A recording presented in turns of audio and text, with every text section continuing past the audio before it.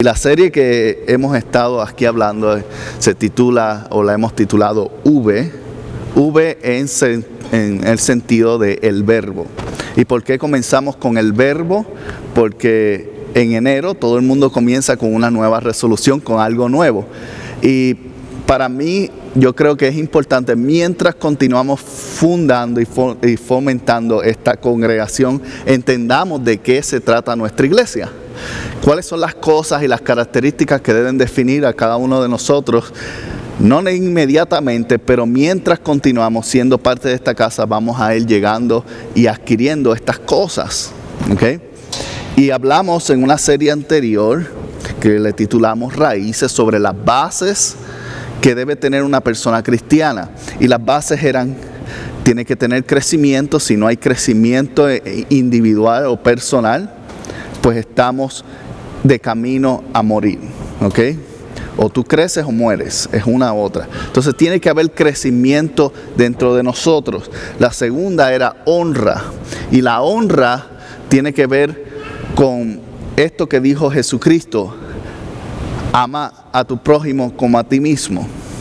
Ahora, la palabra amor, para muchos la palabra amor es una palabra que se puede utilizar o interpretar de muchas maneras. Sí, yo amo a esa persona. En otras palabras, adquiero o puedo vivir con ella, o puedo soportar ciertas cosas de esa persona. Pero cuando hablamos de honra en el término de amor, es demostrar un grado de respeto, admiración y valor que va más allá de simplemente decir me agrada esa persona. Y yendo un paso más adelante, cuando dice ama a tus enemigos, está diciendo pon en estima o en respeto o en honra a aquellos que aún no te agradan. Entonces honrar es parte de las bases que un creyente debe tener. Valorar. ¿Por qué hablamos de valorar en aquel entonces? Cuando hablamos de valorar, hablamos de descubrir el valor que tiene alguien. ¿Por qué? Porque nosotros solamente podemos honrar o amar cosas o personas que valen algo para mí.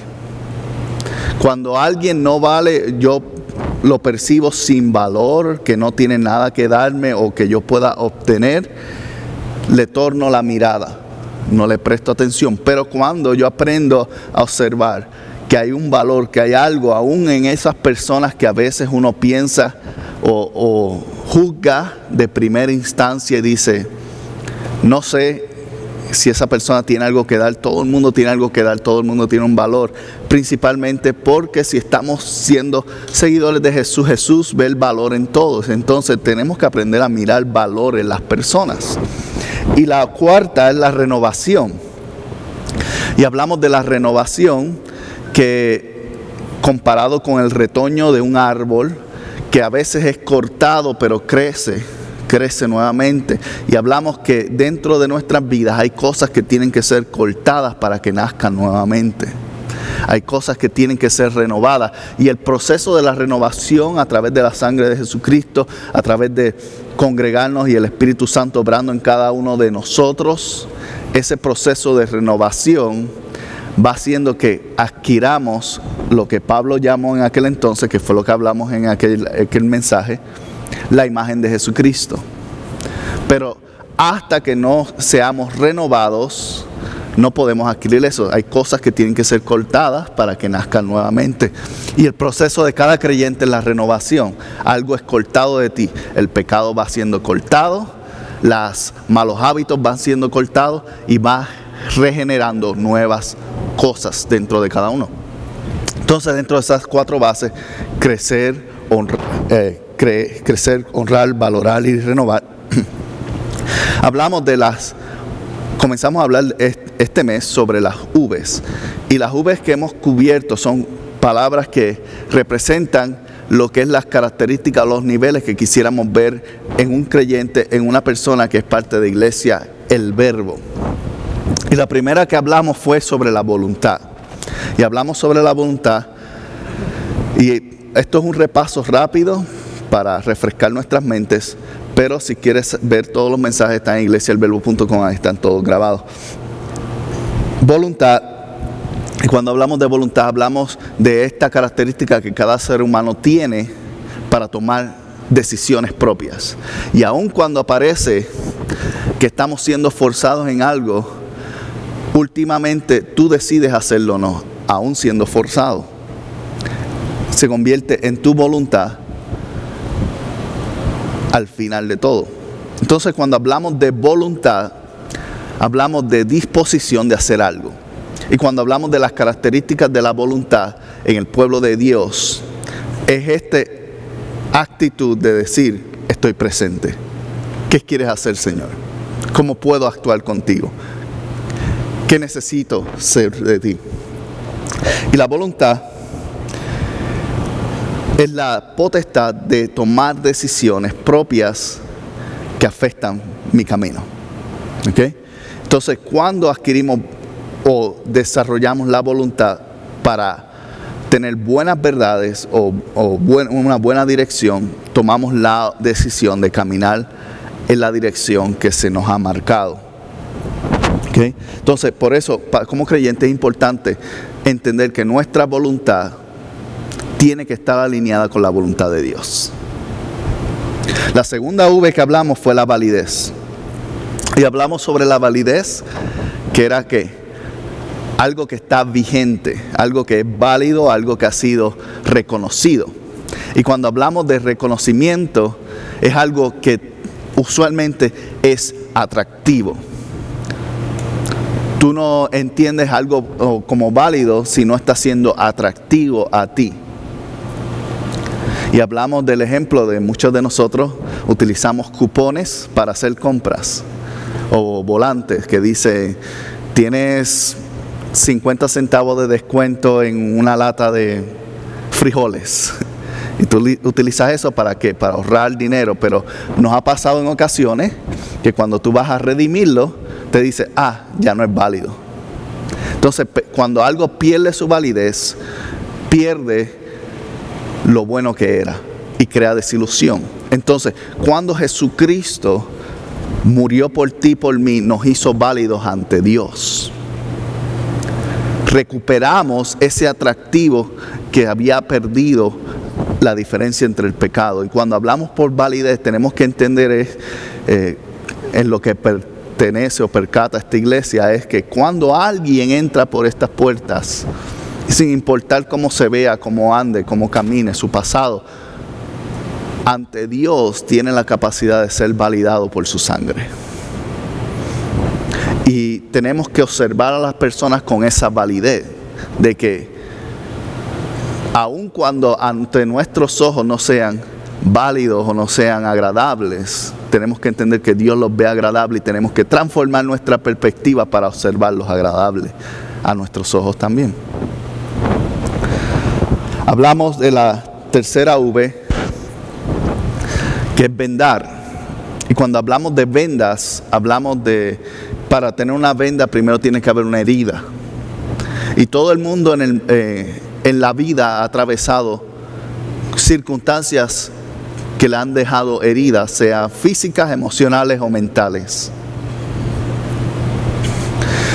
Y cuando alguien es parte aún dentro del cuerpo de Cristo,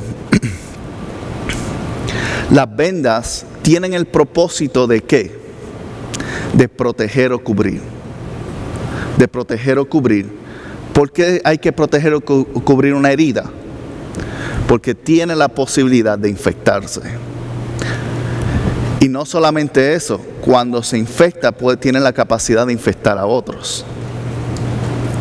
Entonces, cuando alguien viene herido, buscando sanidad a la iglesia, buscando un espacio de reconocimiento o aceptación, primero, el primer paso es cubrir. ¿Para qué?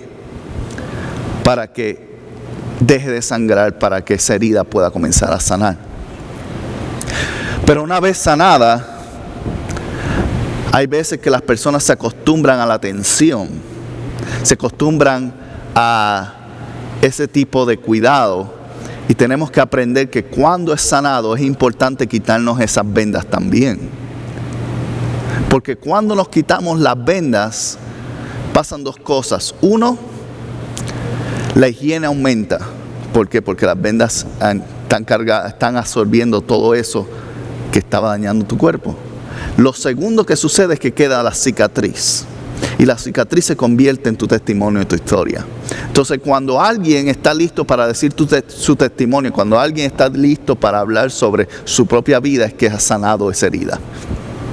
Si no has sanado esa herida, si eres como tal vez yo fui en ocasiones, desesperado, y te quitas la venda antes de tiempo, notarás y descubrirás que toma mucho más en sanar eso. Y usualmente no sana bien. De hecho, recuerdo que una vez, creo que he contado esto, me partí el tobillo jugando básquetbol, sorpresa, y me pusieron un yeso, y creo que lo conté en ese mismo mensaje, pero me pusieron un yeso y pasó que yo estaba tan desesperado, obviamente, para regresar a mi trabajo, que yo me fui caminando sin las muletas con el yeso y el tobillo partido. Cuento corto largo, usualmente toma 3 a 6 semanas en sanar, tomó 3 meses en sanar y todavía me molesta, años, 10, 12 años después. ¿Por qué? Porque no fui capaz de tomarme el tiempo necesario para sanar. Y eso es lo que pasa a veces con muchos cristianos y creyentes, que estamos en la iglesia pero no nos damos el tiempo de sanidad. Tienes que darte el tiempo de sanidad, utilizar las vendas de Dios, conectarte con personas que puedan ayudarte a través del proceso. Para cuando estás listo a quitarte esas vendas, vas a estar listo para ser alguien efectivo en el reino de Cristo. La V que hablamos la semana pasada fue la verdad. Y la verdad es un punto de vista filosófico, tanto como espiritual. Y comenzamos con la expresión que hizo Pilato frente a Jesús, que preguntó, ¿y qué es la verdad? Que viene de el latín veritas. ¿Okay? Y hablamos de que la verdad tiene que ver con pureza. ¿Okay? Cuando hablamos de pureza, hablamos de algo que no ha sido manchado o marcado por algo, no ha sido mezclado. Y hablamos de que a veces uno va a comprar, por ejemplo, jugos en las tiendas y te dicen 100% naturales, pero tienen azúcar adicional y tienen agua y tienen todo esto. Pues no es 100% puro. Entonces, cuando hablamos de verdad, la verdad va acompañado de pureza. ¿Por qué? Porque existe hoy día que el sentido de que la verdad es algo diferente para cada persona. Y en cierta manera es cierto. La verdad para mí y para ti es diferente porque tu vida y tu caminar es diferente a la mía. No vamos al mismo empleo, no tomamos las mismas decisiones. Entonces los resultados que son verdad para mí no necesariamente son los mismos para ti. Pero eso no tiene que ver con la verdad absoluta. La verdad absoluta es pura. Y al ser pura, tan pronto una verdad es afectada por algo de afuera, se convierte en mentira. Aun cuando este 90% todavía sea verdad. Por eso cuando Jesús dice, yo soy la verdad, está diciendo, yo soy puro. Aquí no hay nada fuera de lo que estás viendo. Y con ese mismo verso vamos a comenzar hoy, con el verso que terminamos la semana pasada. Vamos a comenzar hoy porque tiene que ver con la próxima V que vamos a estar hablando. Juan capítulo 14, verso 6.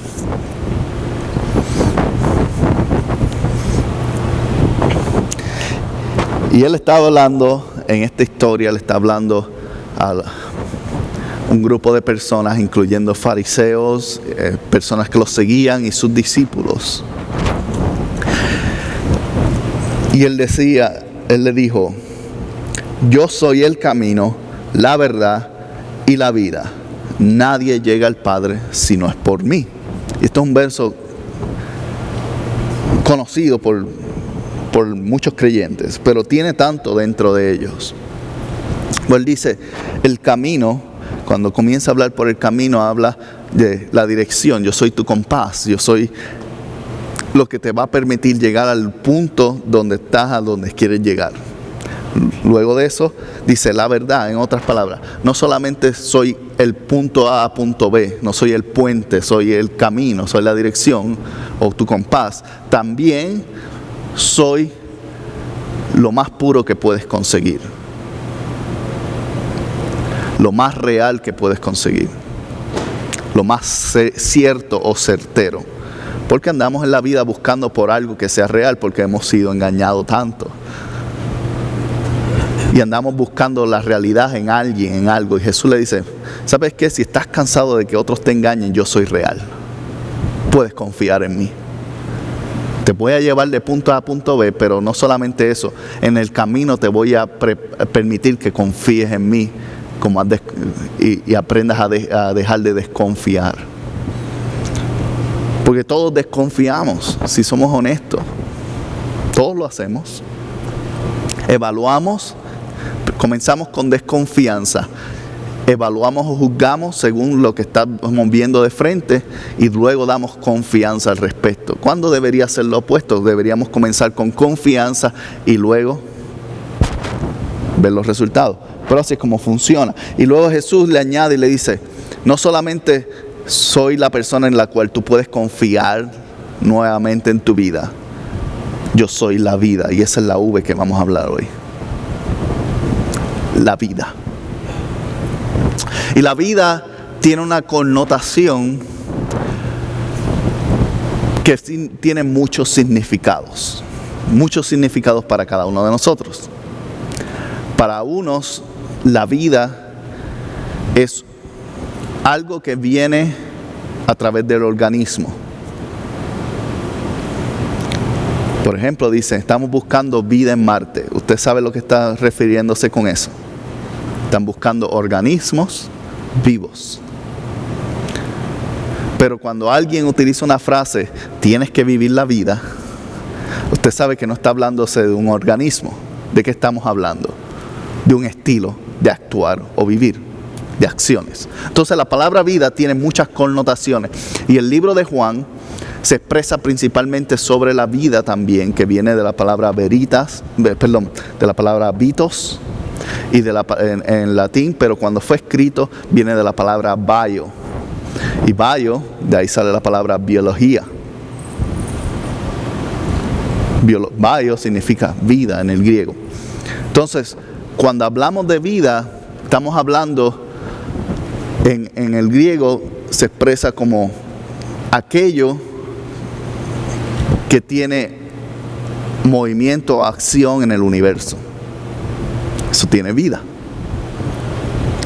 Entonces, por eso se expresa que las plantas tienen vida, los planetas tienen vida, los humanos tienen vida, porque tienen movimiento, tienen acciones.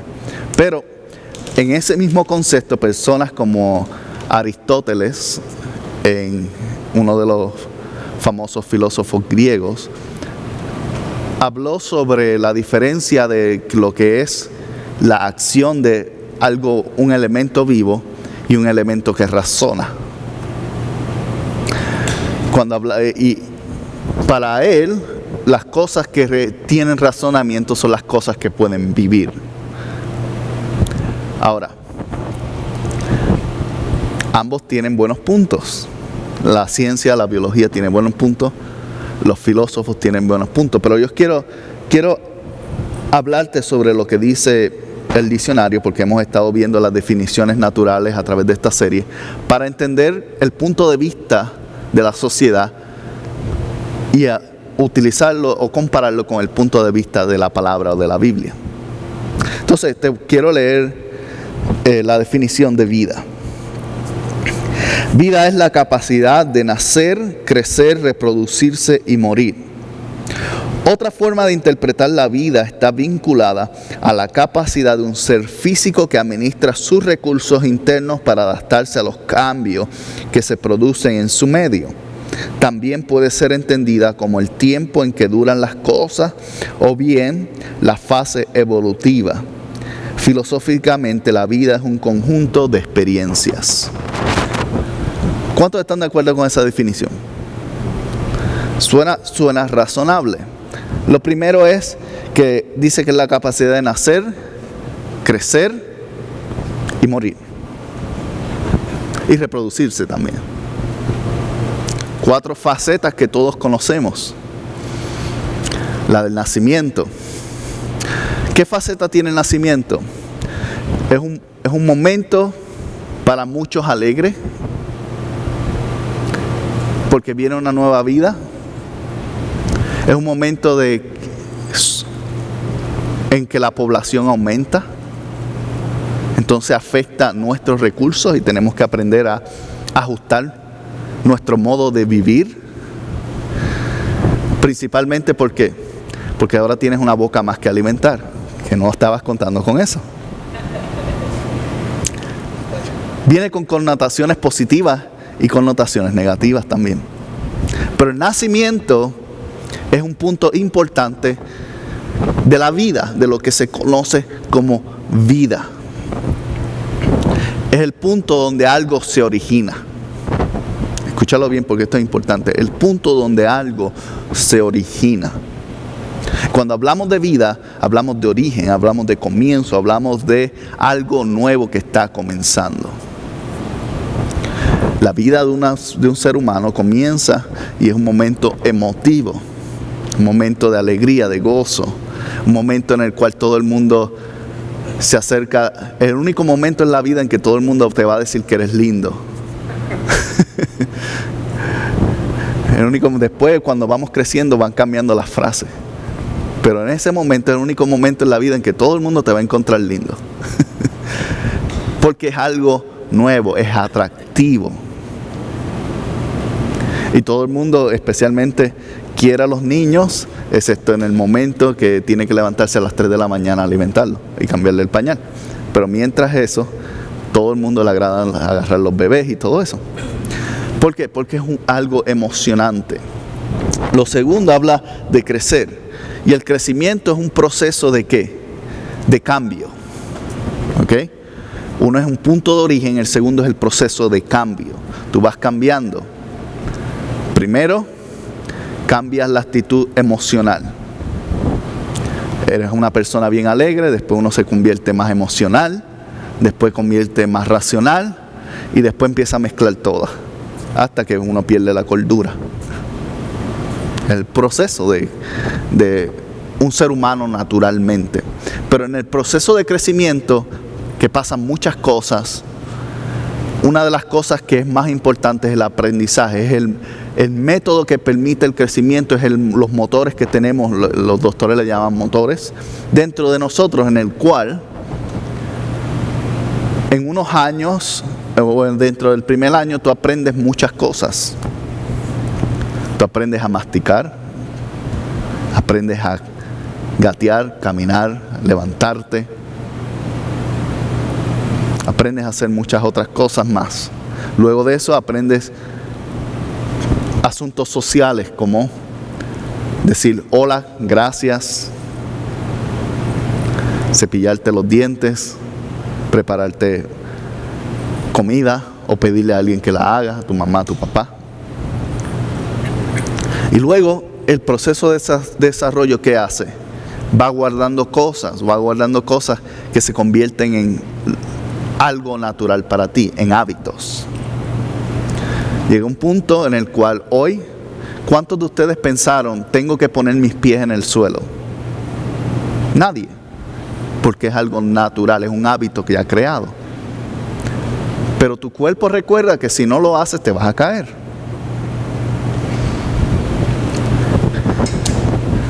Entonces el cuerpo va aprendiendo y en crecimiento, el aprendizaje que cada uno tenemos, desarrollo dentro de cada uno en la vida, crea este punto en el cual cosas se convierten en hábitos y luego se convierte en algo natural.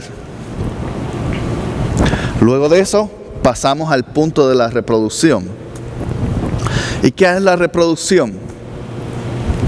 Es el punto en el cual nosotros como seres humanos o cualquier tipo de animal pasa su DNA o lo junta con otra de su misma especie y crea una nueva vida.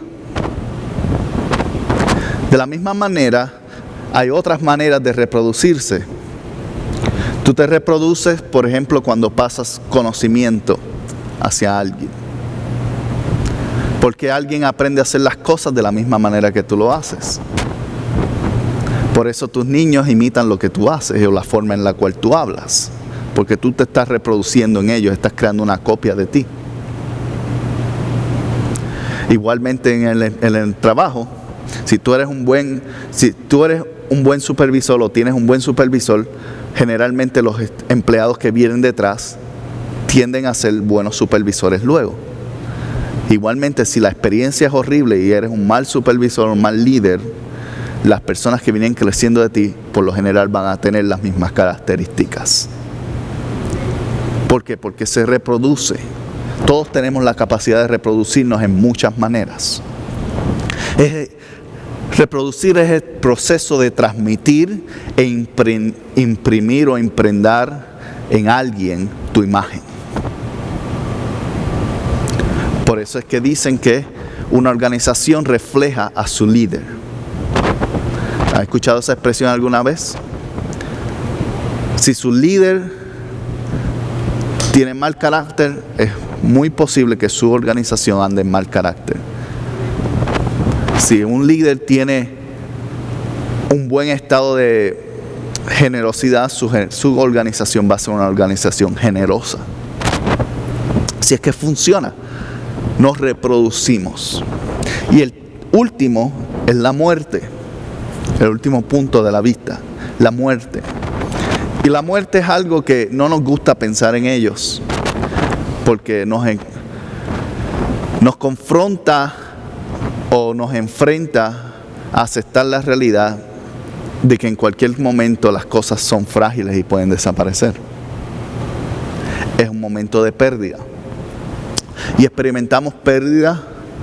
Bueno, la nación experimentó pérdida en cierto sentido cuando salió la noticia el domingo pasado, luego que salimos de aquí del servicio, de la muerte del basquetbolista Kobe Bryant, que fue una noticia bastante mundial, en la cual un hombre de 41 años perdió su vida en un accidente de helicóptero junto a 9 otras personas que también perdieron su vida. No solamente él, 9 personas más. Y cuando hablamos de enfrentarnos a la muerte, lo primero es que tenemos que entender que todo lo que tiene un origen tiene que terminar en algún momento. Es parte del ciclo. Todo lo que tiene origen termina.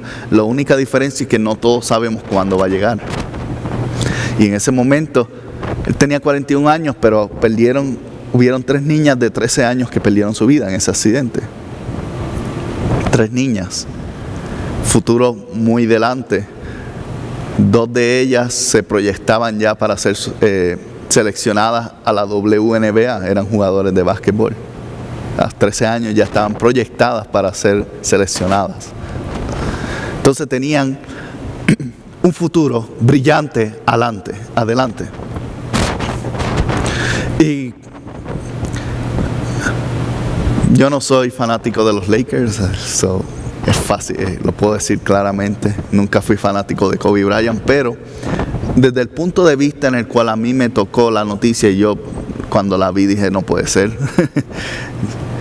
no parece real. Y lo interesante es la reacción que uno tiene cuando pierde a alguien que uno conoce de cierta manera. Yo no lo conozco personalmente, pero conozco sobre él. Lo mismo sucede cuando alguien famoso muere. Uno tiene un tipo de relación porque tiene interés en eso, de cierta manera. Pero cuando alguien muere que es cercano a uno o tiene algún tipo de relación o conexión contra uno, la primera acción sobre la muerte es la negación. Esto no puede ser verdad. Y después hay otros procesos que no vamos a entrar en ellos. Pero el que me chocó a mí fue cuando salió la segunda noticia, porque el accidente fue el domingo a eso de las 11 de la mañana, 12 de la mañana de aquí, de nuestra hora. Tan pronto salimos, ahí fue que salió el accidente. Y cuando salió más en la tarde la noticia de que su hija estaba también con él, pues obviamente la comparación de yo ponerme a pensar personalmente, ¿qué pasaría si yo estuviese ahí con mi hija? ¿Cómo yo me sentiría como padre en no poder protegerla en ese momento? En un momento de muerte inminente, en un momento de aceptación. Entonces, uno pasa por este punto, la muerte nos hace confrontar esto que no queremos aceptar, es que en cualquier momento es el último momento. Y tenemos que entender que es parte de la vida. Y si es parte de la vida, tenemos que hacer que cuando llegue el momento de la muerte,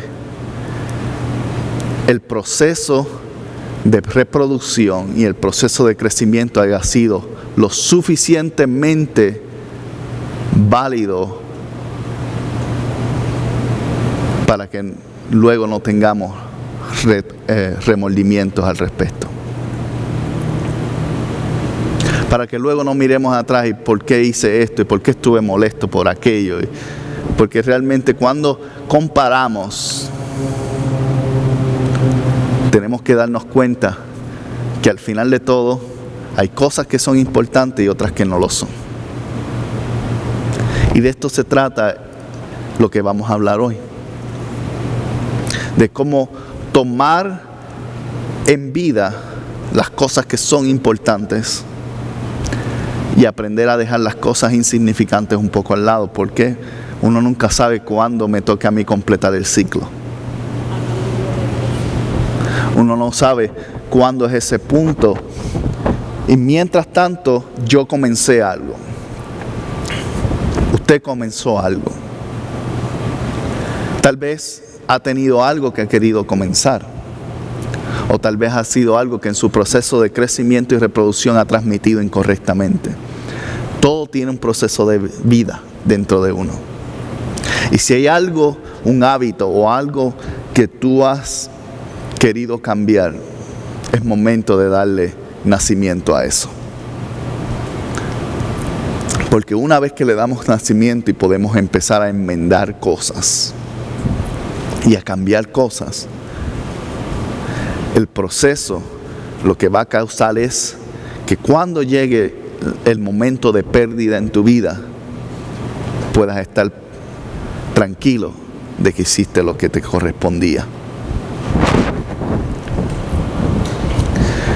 Y en todo funciona así. Esta iglesia nació hace un año. Estamos en un punto de crecimiento. Un crecimiento, quién sabe, toma años. Es un desarrollo y va a cambiar. Va a cambiar. Y no solamente eso, eventualmente nos vamos a ir reproduciendo. Y en algún punto va a morir. Y tenemos que entender eso. Ninguna congregación está hecha para durar para siempre. Pero lo que tiene que ver con la vida, cuando Jesús dice, yo soy la vida, comienza a reflejar, yo soy el comienzo. Está diciendo, yo soy tu crecimiento. Yo soy el que se va a reproducir en ti y voy a ser el que va a definir tu final. ¿Entiendes eso claramente? Todo lo que está encerrado en esa sola frase, Jesús le está diciendo a esas personas y a ti también hoy. Yo puedo ser tu comienzo hoy si lo necesitas. Si ya comenzaste conmigo, entonces crezcamos juntos. Si necesitas que mi imagen se impregne o se implante en ti, empieza a sumergirte en mí y entiende que al final vas a estar conmigo. Es lo que le está diciendo a esa gente y tiene muchas implicaciones. Pero vamos a ver qué más dice la definición y podemos comparar. Dice, otra forma de interpretar la vida está vinculada en la capacidad de un ser físico de administrar sus recursos internos para adaptarse a los cambios que producen en su medio. Entre toda esa palabrería, ¿qué está queriendo decir? Que parte del proceso de la vida es la adaptación. Y todos vivimos en esto. Todos. Hay un día que hay algo nuevo y un día que se pierde. Y cuando eso se pierde, ¿cómo yo sobresalgo a eso? ¿Cómo yo me sobrepongo para continuar hacia adelante? Porque si de lo contrario me quedo estancado en un punto de la vida.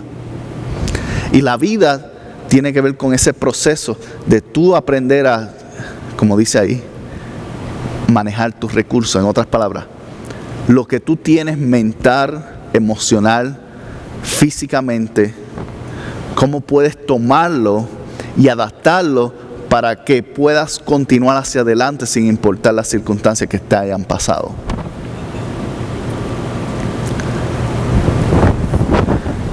Principalmente en este mes de pasado, el mes de enero, gracias a Dios, pasó. Hubieron muchos terremotos en el país de Puerto Rico. Lo documentaron por las noticias y todo eso, pero las partes que no han documentado es cómo están viviendo esa gente hoy. Y cuando comenzaron a ocurrir, no sé cuántos tienen conocimiento, pero la isla es una isla pequeña, pero no es tan pequeña tampoco. En la parte sur de la isla fue donde se dieron esos terremotos. Y en Puerto Rico la construcción, porque el último terremoto grande fue en el 1910. Puerto Rico no conoce terremotos desde entonces. Lo que quiere decir que no están preparados para eso. Y cuando ocurrieron esa serie de terremotos, en Puerto Rico la construcción es en concreto, así como la vemos aquí. En este edificio las construcciones son en concreto, no hay nada en madera, bien raro.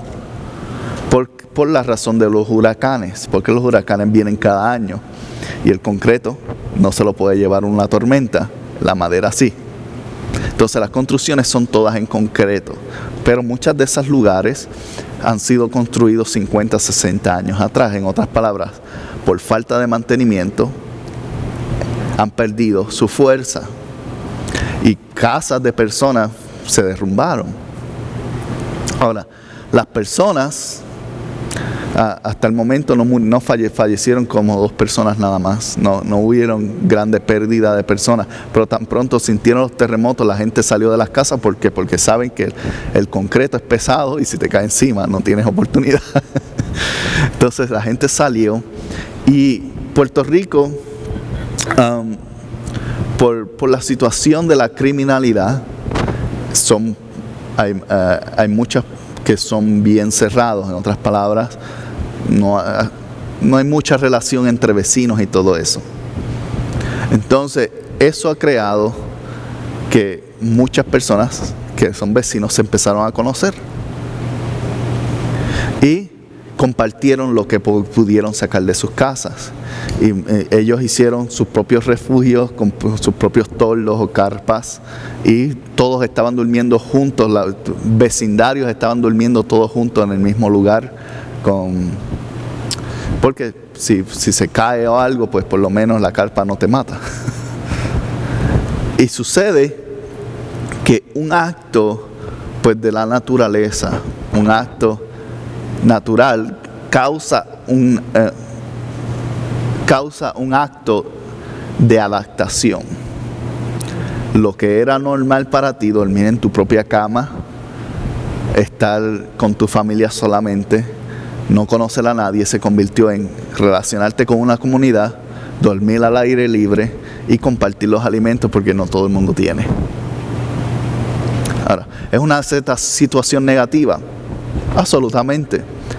Pero dentro de esa situación negativa se han dado cosas positivas también. Y ese es el poder de la vida, el poder de adaptarte a lo que está pasando en el momento y sacar el máximo. En la ciencia le dicen la reacción del cerebro del lagarto. Ese acto de sobrevivir como sea. Y eso causa la adaptación. Y cuando hablamos de vida, especialmente en la iglesia, tenemos que entender que a través del proceso y a través de los siglos la sociedad y las leyes y los líderes y las personas han cambiado. Y una iglesia, para que se mantenga viva, tiene que entender que parte de la vida es el proceso de la adaptación a donde estás y de la sociedad y la población que te rodea. Y cuando una congregación no entiende esto, empieza a perder su vida. Comienza el ciclo de muerte en esa congregación. Entonces, como iglesia que estamos en un proceso básicamente de nacimiento, tenemos que aprender que mientras avanzamos en el crecimiento, tenemos que entender que la vida es parte de la vida es la adaptación, y tenemos que aprender a hacer las cosas aún diferentes de las que estábamos acostumbrados a hacer. Porque de lo contrario, estamos simplemente de camino a la muerte. Tenemos que aprender que las circunstancias, aún negativas, tienen algo bueno dentro de ellas. De igual manera, las circunstancias positivas tienen algo negativo dentro de ellas, y cuando tú lo identificas, ¿cómo manejas eso? Siendo la mejor versión de ti mismo.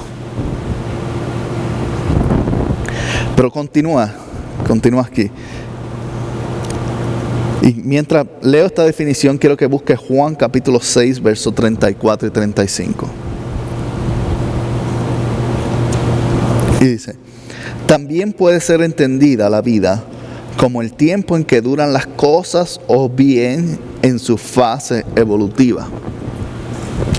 Y este es un término que se utiliza claramente en muchas cosas. Por ejemplo,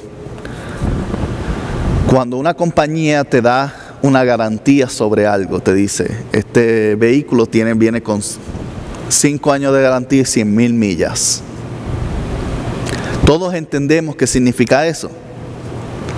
Significa que si algo pasa antes de eso, ellos te van a ayudar a reemplazar o reparar el vehículo. Pero tan pronto pasa esa garantía, ¿qué sucede? Te toca a ti. ¿Y por qué las compañías dan garantía? Las garantías están basadas en el punto mínimo que algo debe funcionar. En otras palabras, en su expectativa de vida. Y cuando nosotros hablamos de expectativas de vida, tenemos que entender que hay cosas que tienen una expectativa de vida, como cada uno de nosotros tiene una expectativa de 85 años en promedio. Pero no todos vamos a llegar a 85. Algunos vamos a quedarnos antes, algunos vamos a estar mucho después. Pero hay una expectativa de vida en las cosas. Hay una expectativa de vida en tu trabajo, hay una expectativa de vida en tus relaciones, hay una expectativa de vida en tus decisiones. En tu trabajo, por ejemplo, cuando te gusta el trabajo, tú tienes una expectativa de que te vas a retirar ahí. No siempre sucede, pero ese era tu deseo. Cuando no te gusta el trabajo, tus jefes están esperando que tú te mantengas ahí por muchos años en lo que te pueden reemplazar, pero tú estás buscando otro empleo. Tu expectativa de vida es menos. Y cuando en Juan capítulo 6 Jesús está hablando a la gente, en el verso 34, escucha lo que dice. Los discípulos le dicen: Señor, danos de ese pan. Declaró Jesús luego de eso: yo soy el pan de vida. El que viene a mí nunca tendrá hambre, y el que en mí cree nunca volverá a tener sed.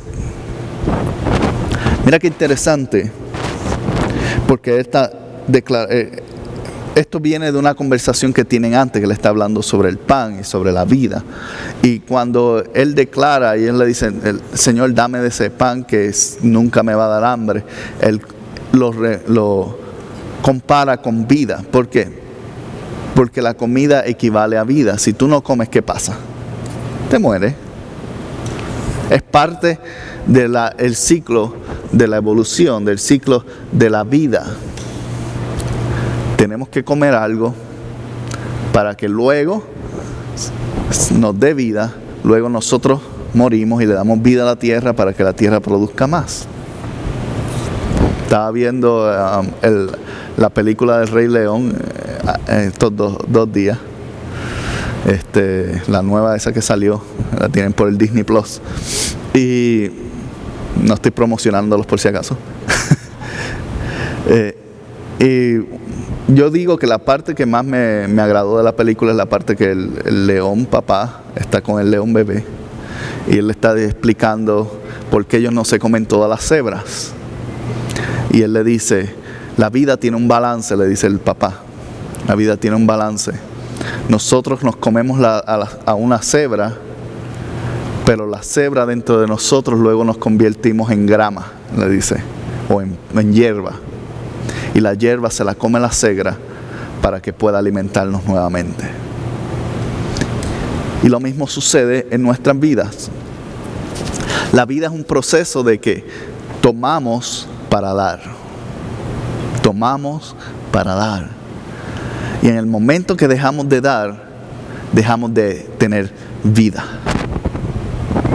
Este es un principio bien importante. En el momento en el cual todo es para mí, la vida desaparece de mí. ¿Y a qué me refiero a esto? No es que te mueres instantáneamente. Dejas de tener alegría. Dejas de tener relaciones importantes. La gente pierde confianza en ti. En el momento que tú dejas de ser parte del ciclo, en el cual solamente tomas y no das, lo que trae es destrucción a un ecosistema que ha sido creado por Dios para sostenerse y autosustentarse en las relaciones. Y cuando hablamos de vida en una iglesia, tenemos que entender este punto, es bien importante. Que tú estás aquí para recibir de Dios, pero para que des por gracia lo que Dios te ha entregado. Si Dios te da conocimiento, entrega conocimiento hacia adelante. Si Dios te da bienes, entrega bienes hacia adelante. Si Dios te da salud a otro.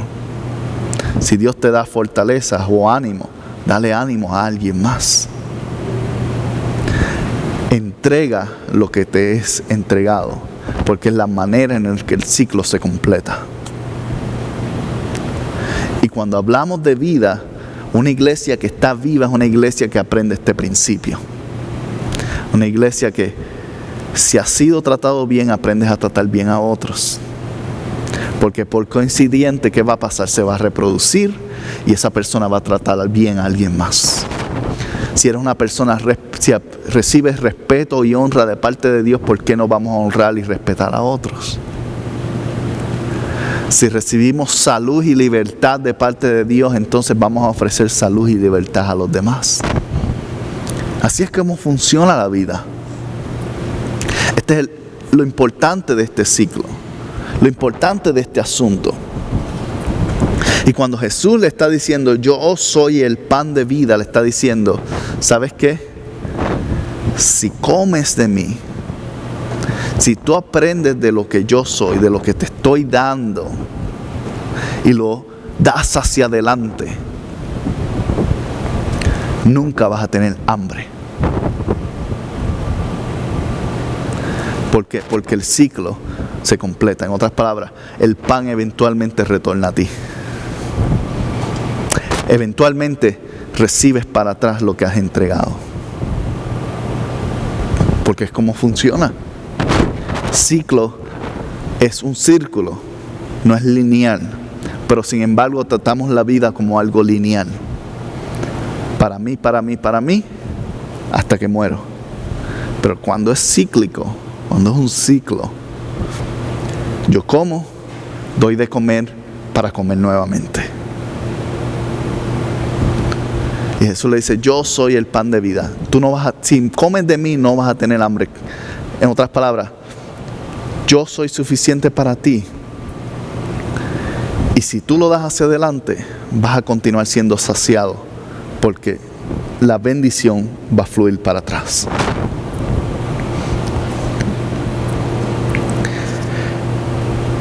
Mateo 10:39 dice, ¿qué pasa si tú no lo das hacia adelante? ¿Qué pasa si tú no comes el pan de vida? Si tú comes el pan de vida, si tú simplemente absorbes o jalas para ti, ¿qué sucede? Jesús advierte en Mateo capítulo 10, verso 39. Y dice lo siguiente: el que se aferre a su propia vida la perderá. Escúchalo bien. El que se aferre a su propia vida la perderá, y el que renuncie a su propia vida la encontrará por mi causa. ¿Qué es aferrarse? No de soltar, agarrarse de algo y decir esto es mío. Y esta actitud es una actitud de principalmente inmadurez. ¿Y por qué digo de una actitud de inmadurez o que no has desarrollado tu crecimiento? Porque ¿quién tiene esta actitud? Los niños. Cuando un niño ve jugando a otro niño con un juguete que le pertenece a él, ¿qué hace? ¿Usted sabe? Se lo quita y dice es mío. Se aferra. Y uno tiene que enseñarle, y de vez en cuando,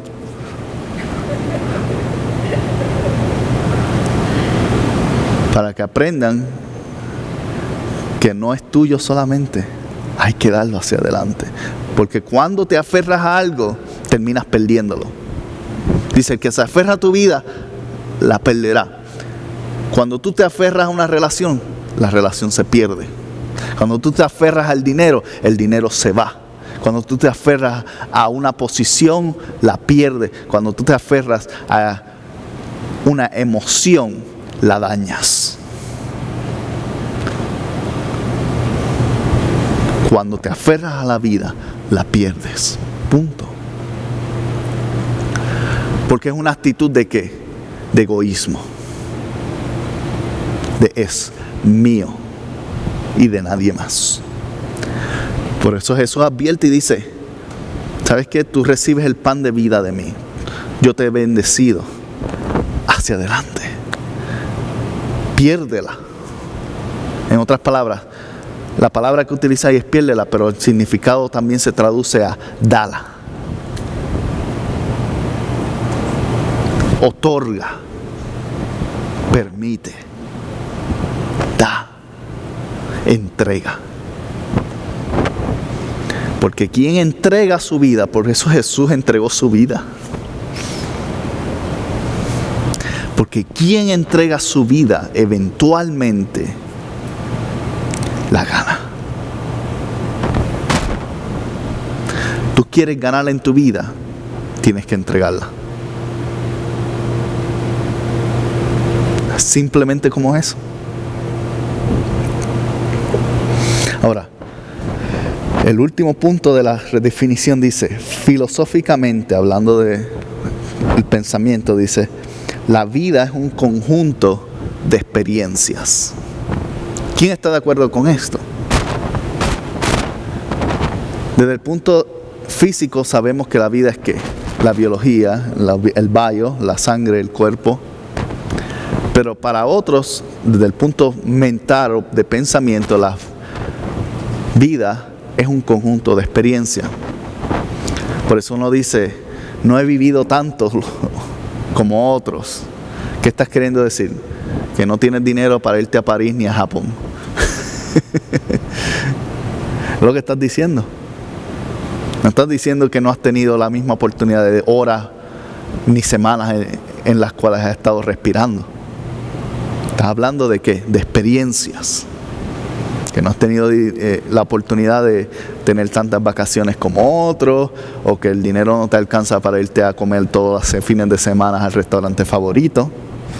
Eso es lo que habla uno de cuando se refiere a vida, cosas materiales. Cosas que se convierten en una experiencia. Y cuando hablamos de experiencia, yo quiero que busque Juan capítulo 1, versos 3 y 5, mientras explico esto. Cuando hablamos de experiencia, y hoy sí hemos tenido muchos versos, usualmente no son tanto, pero el Evangelio habla tanto de la vida, porque fue lo que Jesús vino a hacer. a dar vida. De hecho, lo menciona 350 y pico de veces. La palabra vida. Pero ahí, observando esto, las experiencias, yo siempre he tenido mi propia, como decir, hipótesis sobre la clonación. Y usted dirá, ¿a dónde va el pastor ahora con esto? Pero yo digo que si aún, esta es mi hipótesis, no es nada bíblico, no es mi propio pensamiento filosófico, de cierta manera. Si aún de mi persona crearan 20 Rafael más, no sé por qué alguien quería hacer eso, pero si lo hacen, ninguno de ellos sería igual que yo. Aunque tuviésemos tendencias similares, ninguno de los otros ha pasado por las experiencias de vida que yo he pasado. Por ende, su forma de tomar decisiones va a ser dictada por las experiencias que viva en el momento que fue creado en adelante. Igual de muchos de ellos, de esos clones, si cada uno tiene una experiencia diferente, va a ser una persona diferente. Uno puede ser una persona brillante millonaria y el otro puede ser un terrorista, por lo que sabemos. Uno puede ser político y el otro puede ser alguien que haga bien por la comunidad, porque las experiencias han sido diferentes. Porque mi vida, de cierta manera, está basada en ¿qué? Y la vida de ustedes está en ¿qué? Primero, en el crecimiento, en cómo sus papás se impregnaron en usted, los valores que aprendieron, en aspectos religiosos y sociales, cómo la política estaba en su tiempo, qué necesidades habían en su época. Por ejemplo, gente que le dicen los boomers, que son las personas que vinieron luego de la Segunda Guerra Mundial, tendían a tener un poco más de dirección en el sentido laboral. ¿Por qué? Porque ellos crecieron en una sociedad que tú tenías que hacer lo que tenías que hacer y callarte la boca. Pero en el punto milenial y más adelante el grupo Z, el punto milenial fue un punto de paz. Aparte del 9/11 y la guerra de Afganistán, no había mucho antes de eso sucediendo. Entonces, crecieron ¿con qué? Con un sentido de yo me lo merezco. Todo está bien. Y entonces son un grupo que habla más, se comunican más, se expresan. Por eso las redes sociales han sido un punto. Si Twitter, Facebook y todo eso hubiese existido en los 60, 70 y 80, no hubiese sido popular. Porque la actitud de la sociedad era callarse la boca y hacer lo que tiene que hacer. Pero sin embargo, cuando nació con este grupo de personas que no tenían temor de decir algo, pues se ha convertido en algo más movible. Igualmente que las personas que nacieron luego de la tragedia del 9/11, donde la economía cayó y las casas perdieron valor y todo eso, esas personas que están creciendo, se estima que son personas, muchachos jóvenes que tienen el valor de ahorrar y van a ser personas de alta, bueno, no todos, pero algunos de ellos van a tener gran capacidad de saber cómo manejar recursos en los próximos 20 años. Porque crecieron en un momento, o eran niños en un momento que hubo necesidad en la nación. Y eso es lo que diferencia a las personas, las experiencias por las cuales crecimos. Y cuando, según eso, pues tomamos nuestras decisiones. Pero hay una verdad. Y la verdad es que se encuentra en Juan capítulo 1, versos 3 y 5, que es uno de mis pasajes preferidos en toda la Biblia.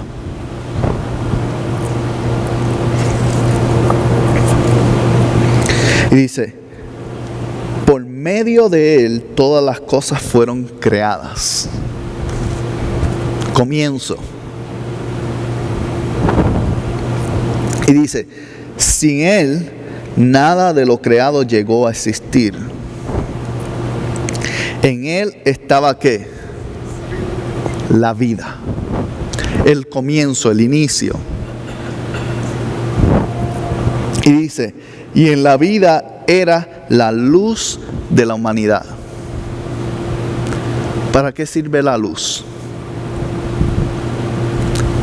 Para que yo les pueda ver las caras que ustedes y ustedes puedan ver la mía. Para que ustedes puedan caminar aquí sin tropezarse por sus sillas, sin chocarse con la pared. Para eso sirve la luz. Te da un punto de dirección. Que dijo Jesús, yo soy el camino, yo soy la vida. ¿Okay? El punto de comienzo, la dirección. Y dice, y era la luz de la humanidad, es la dirección de la humanidad. Esta luz resplandece en las tinieblas y las tinieblas no han podido extinguirla. En otras palabras, cuando hablamos de vida, cuando hablamos de dirección, cuando hablamos de Jesús, simplemente lo único que estamos haciendo es diciéndole a otro, es tiempo de que vivas tu vida según la vida que es. Porque de nada vale vivir la vida sin la vida. Escúchalo bien. De nada vale vivir la vida sin la vida.